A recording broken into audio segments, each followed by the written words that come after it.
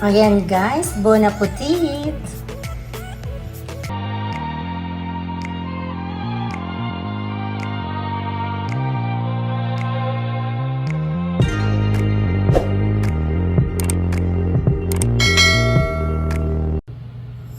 Hello everyone! Good morning po sa inyong lahat dyan. Kumustang lahat? How is everybody doing today?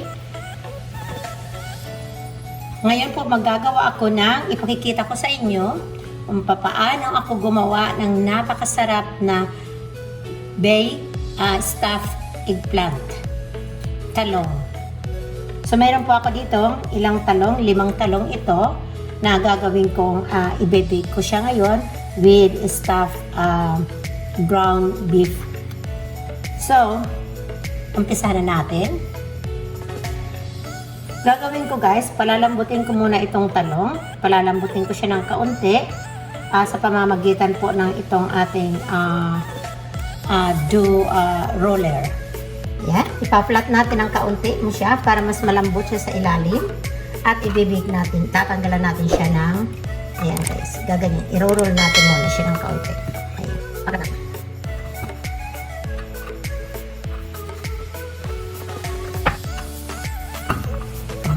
As you can see now, malambot na siya at flat.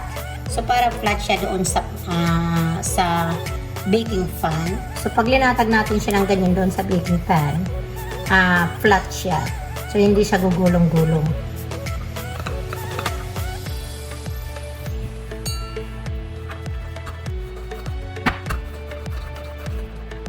Yan. So, ito na siya. Flat na yung talong. Tatanggalan natin siya ng balat sa ibabaw.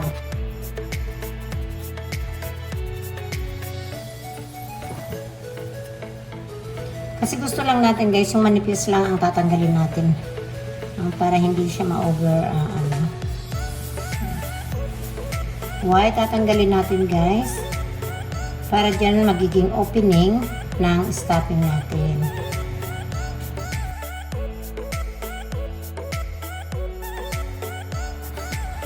Meron tayo dito isang itlog.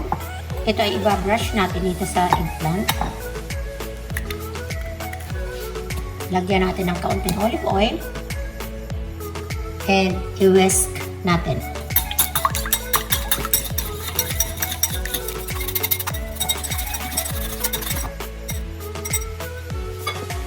Ilagay natin dito sa baking tray. Ayan, lagyan natin ng oil ng kaunti. Okay. And then, i-brush natin itong egg beaten sa eggplant. Diyan, ganyan. Para lang tayo nagpipaint.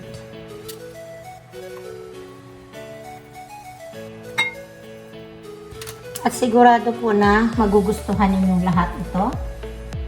Nakakaibang recipe mo para sa akin. Yan. So, tryan din niyo po yan.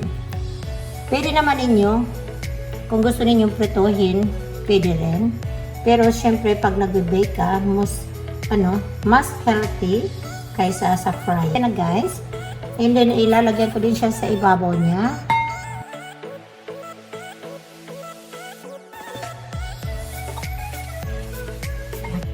So, it's all coated now. So, lagay natin ito sa oven. So, while naghihintay tayo nitong bake na eggplant, maghihiwa po tayo nitong vegetables na ilalagay natin dito sa ground beef. Na ito po ang gagamitin natin sa pang-stuffing.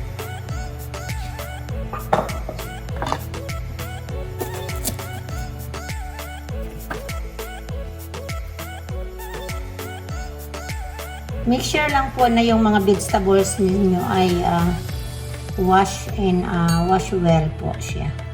Kasi minsan hindi natin alam, syempre sa sa tindahan, sa grocery store, hindi po natin alam yung sinasinong humamag. Syempre kailangan natin hugasan ng mabuti bago natin hihiwain. Next, itong ating carrots.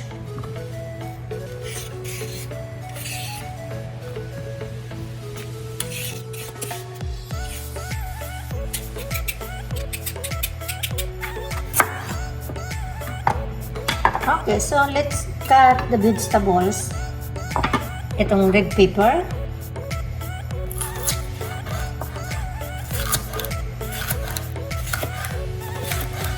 Cut it in the tiny pieces. Small pieces. Na-chop ko na yung ating red pepper. Bell red pepper. Imimix natin to dito sa ground beef pepper. Ayan. At next natin i-chop itong carrots. Ayan. So, i-chop natin ng same size as the red pepper. Ayan. So, another, ilalagay natin siya, imimix natin siya lang. Ay, sorry naman mga lanam. Lalagay natin siya yan, all mixed together. At ito, mayroon tayo dito, cilantro. Chachap natin yung cilantro.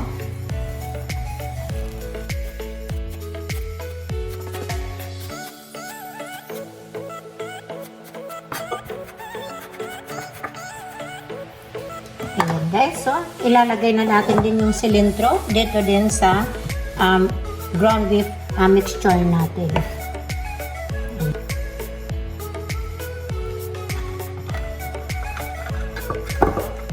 At ito na guys, yung ating beef with all the mixture.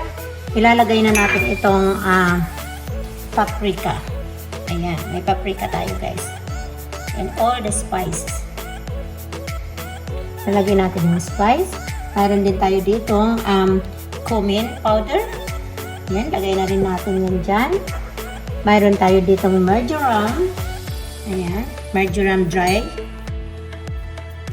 At syempre, hindi mawawala ang ating pinaka-famous na black pepper. Brown black pepper. Ayan. At itong ating salt. Lagyan natin ang asin. Ayan. Para malasa.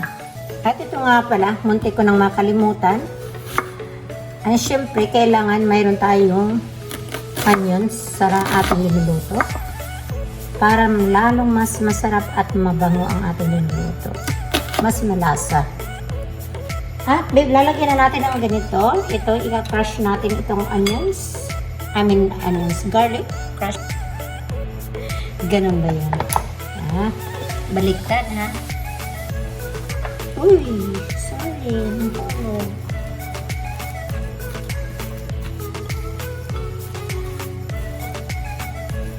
Okay, then iluluto natin muna siya.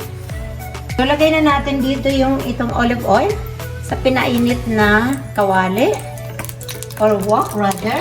Ayan, mainit na talaga siya. Ayan. So, iluluto muna natin siya dyan. Make sure that it's cooked.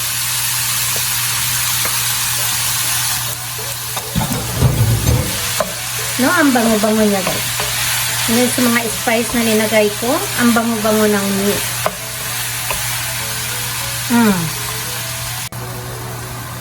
Ayan, brown na yung beef. Luto na yung beef. Of course, madali lang naman lutuin yan ang beef. Ilalagay ko itong seasoned breadcrumb. Yan sa meat. Ayan.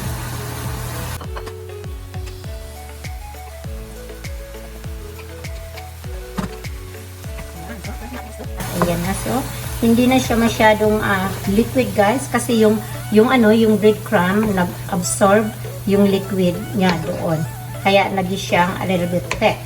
Ayan guys. At una sa lahat, para guys, alam ninyo na yung po instead na yung bread ng ginan ko, ito po ay pang extra moist ng extra moist ng ating ginagawang stuffing.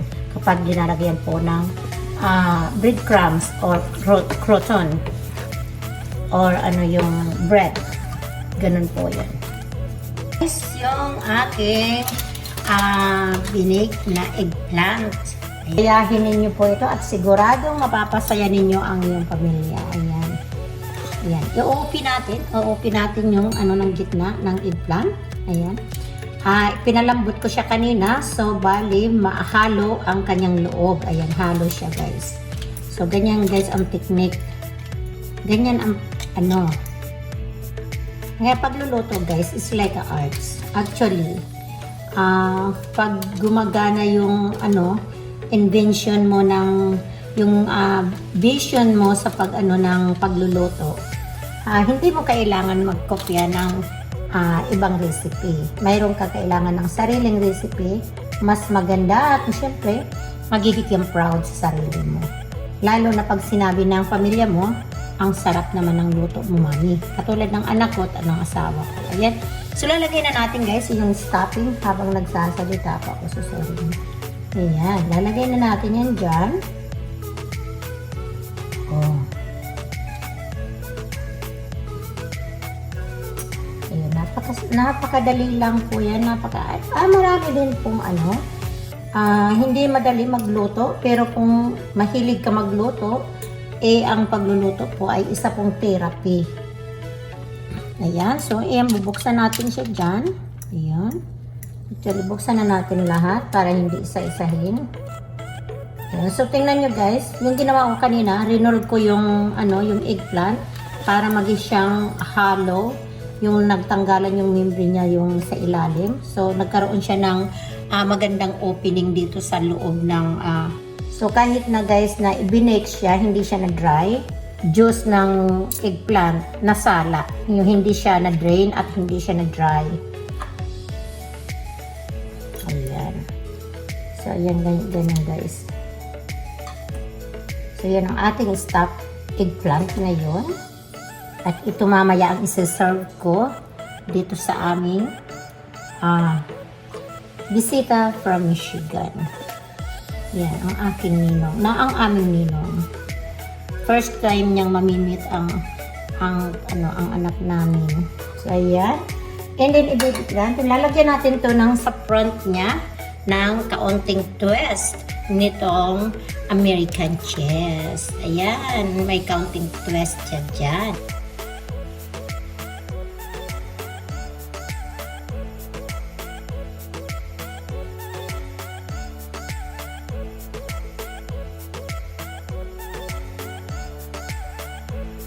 So, ilagay na natin ito, guys, sa oven ulit. Ang tabayanan ninyo mamaya pagkatapos na yung final cooking na ng eggplant na yan. Ayan, ito na, guys, yung aking baked stuffed eggplants. So, hindi po siya masyadong at yung juice ng eggplant, andyan pa rin siya sa, sa container. Hindi pa rin siya na-drain. At the same time, yung po niya, yung cheese, nag-melt na po doon sa mixture na stuffing. So, lalo siyang napasarap at lalo siyang napaganda. Tingnan.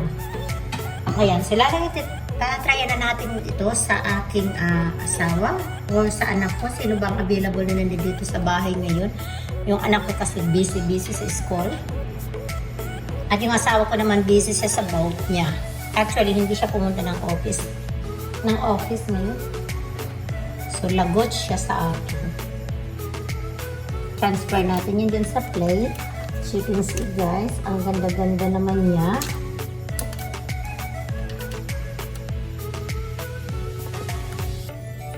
At sa aking mga menu. So, ako lang po ang gumagawa ng sarili kong menu. Tinitikman ko muna. Kapag hindi ko gusto, hindi ko po pin-post.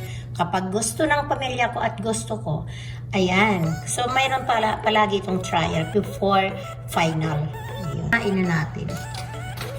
Iwain natin, titikman kung before na ibibigay ko to doon sa aking ninong, at sa aking anak, sa aking asawa. Yan. Putulin natin yan. Tingnan natin kung gaano siya kasarap. Ako muna mauuna kasi ako nagluto.